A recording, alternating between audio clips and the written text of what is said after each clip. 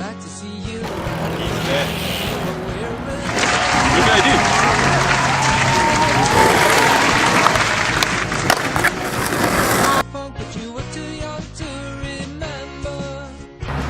Who? Aaron Rommel? That.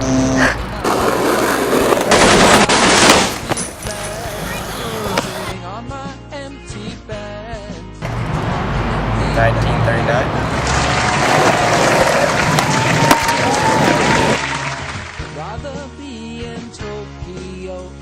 Oh yeah, the shit, see bomb shit. See all shit. Man, people bombed shit and they're all crazy and shit.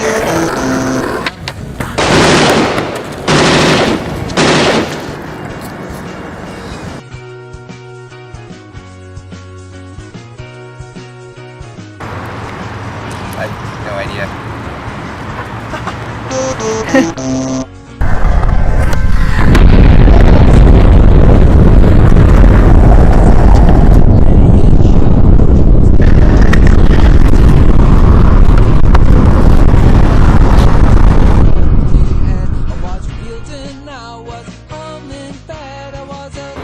Tanks came in, went as far as they could inland, and then parachuters came down with like planes that were bombing people and stuff. They blitzed them. Yeah.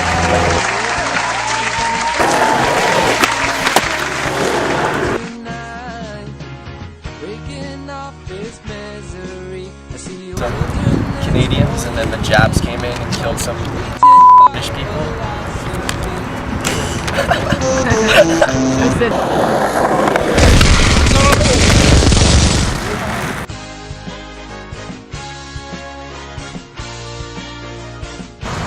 Now a bunch of, I think they invaded or something like that, and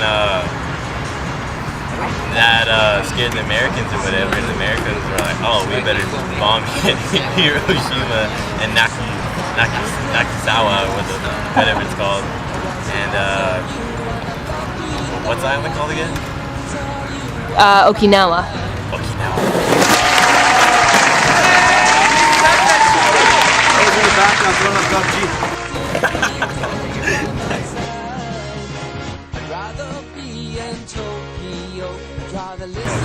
American bomb the asses. Hiroshima, right? Hiroshima. Yeah.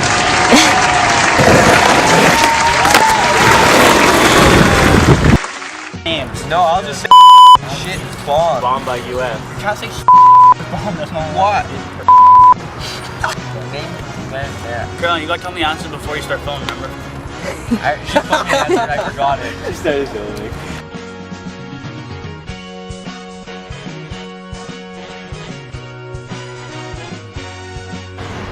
How do we answer that in the most smart sounding way? Where is Hiroshima? A place in Japan. And who bombed it? The USA. Carry on.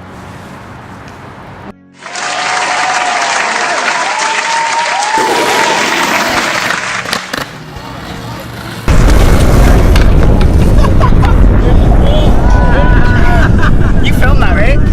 Yes!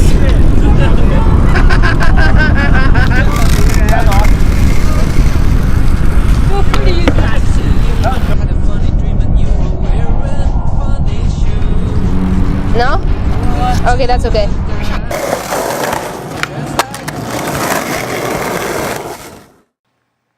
So it turns out the local skate park didn't do all that bad. But just so you all get a better understanding, let's get into some more detail. Before World War II had started, my friend Will told us that the very famous method used by Neville Chamberlain was called appeasement.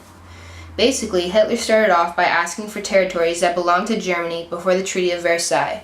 He first demanded the Saar, a small piece of land given to France. Chamberlain accepted, and 1 year later, in 1936, Hitler demanded remilitarization of the Rhineland. Britain claimed that Germany was simply stepping back into their own backyard, meaning that this land essentially did actually belong to them. The action of appeasement continued 2 years later when Germany seized Austria in the Anschluss of 1938. Finally, a meeting was held in Munich, where it was decided that the Sudetenland would be handed to Germany in exchange for peace of our time, according to Chamberlain. 1 year later, Czechoslovakia and Poland were invaded and destroyed. and World War II had begun. The method of appeasement was a failure. The second question I asked Will was who's Aaron Rommel, aka the Desert Fox?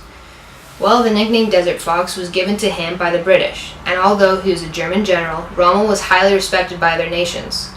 His two most significant battles were D-Day and El Alamein in North Africa. It was said that this general was a very proud German, but surprisingly he hated Hitler and his beliefs. Rommel never tortured prisoners of war or executed any Jews. In fact, Rommel was suspected to be implicated in the July 1944 bomb plot to kill Hitler. Instead of facing a Nazi trial, Rommel poisoned himself, not allowing for the Nazis to kill him first. Sam said that Hitler first invaded Poland in 1939, and he was correct.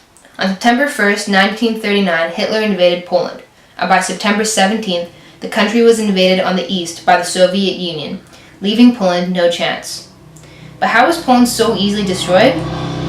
Well, like I said, Sam knew when World War II started, but he didn't understand what Blitzkrieg was when I asked him. Blitzkrieg was a method of attack first used by Hitler in the invasion of Poland.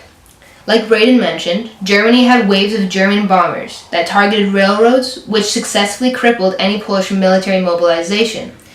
After this, hundreds of tanks would then tackle through all Polish defenses and roll deep into the country like a blitz, just like in American football.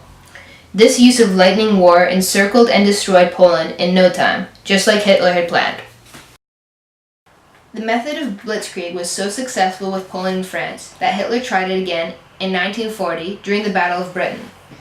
Hitler planned to destroy the Royal Air Force of Britain in 4 days, which would allow for Germany to bring her ships and infantry by sea without any problems. The failure to contain Britain may have saved the world from Germany in World War II, because although outnumbered 3-1, the British had two phenomenal planes, the Spitfire and the Hurricane, which were much more agile than the Germans' planes. The use of radar was also a significant help. The D-Day operation was so significant because it was a turning point of World War II. This operation marked the start of the Allies' invasion of Western Europe and was most definitely the way to Allied victory. The landing started June 6, 1944 on the coast of Normandy, France. The landings of principally the British and Canadian forces in great numbers essentially led to the liberation of France and eventually the surrender of Germany 11 months later. The battle method of kamikaze is referred to by the Japanese as divine wind. The Japanese first used this type of attack in the Battle of Lake Gulf. It simply consists of suicide bombings from the air. This method was commonly used against the Americans in events such as Pearl Harbor and also the Battle of Okinawa. The Battle of Okinawa was most definitely the bloodiest battle of the Pacific War. Americans had over 12,000 dead and 36,000 wounded in this battle. 34 ships and crafts were sunk, mostly by kamikazes, and 368 ships were damaged.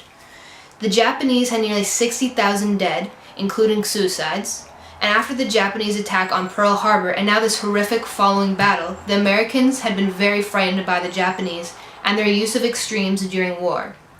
A few months later, in retaliation for the Americans' loss in Pearl Harbor, American bombed Hiroshima and Nagasaki with the bombs Little Boy and Fat Man, killing at least 110,000 Japanese.